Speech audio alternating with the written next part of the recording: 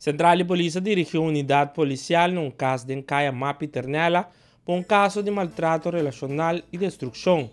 Durante uma discussão entre pareja, o homem de inicial FC a maltratar sua pareja de inicial HM hammer na sua cabeça. A dama sofreu cap na sua frente e a propina o homem em a parte para trás de sua garganta e a sali corre para a vizinha. FC vai atrás de sua pareja e na casa da vizinha ela tira pedra e quebra a porta de glas. A ambulância transporta a vítima FC para Poli e depois de tratamento médico, ela queda detenida. Trata de um homem de 50 anos de idade. A dama também de inicial HAM, nasceu na Corsal de 42 anos de idade. Depois de tratamento médico na Policeos, ela queda detenida relacionada com maltrato. A investigação do caso está continuando. O atraco que está tinta despegar com missa de Yahweh. E não dois tipos de chega e atracar dama e também homem que estava de negócio que está ir scooter. E não há algum coisa bike e a maltratar o homem que estava acompanhando a dama e den. Depois de acto na vai na pia em direção de correspeito. A polícia queda notificada de que outro e a vai não para tomar queo e também a notificar a traco team a começar a mesura que investigação.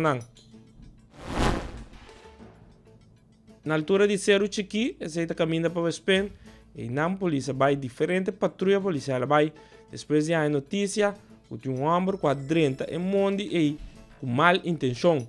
Estava depois que tem problema familiar, ela 30 monde e não pensa que ele vai fazer algo. Mas só notificar a polícia e diferente patrulha policial vai não 30 monde e a logra o homem. Estava da basta desconcentrar e a papi com ele, e a guarda de polícia sabe com ele. Assim a papi com ele riba sua comportação. E se ele riba work no respeito na altura de Cerro Chiqui.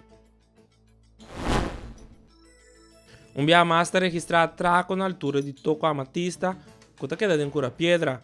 E não dois homens chegam com arma de candela de mão e a surpreender a partidona de mercancia. Na quita sendo de venda e também vai com clutch chiqui que está tendo evento. Empleado de negócio queda basta espantar depois de atraco e a notificar a polícia mesora. No momento que a patrulha policial chega na corrida área para axitar a atracador, pero esse não dá um resultado positivo. A diferente via no mesmo sítio, está tira atraco riba repartidona de mercancia. Pick-up Mitsubishi laga atrás, den Kaya Antena, esse está na área de Roy Santo. O pick-up que não tinha operado com a perder e havia abandonado riba caminho para. Malechona se usa de pick-up para cometer um acto criminal e depois ela abandonar riba caminho. Polícia pede para crampa se esse veículo vai guarda de polícia para começar a mesura que investigação.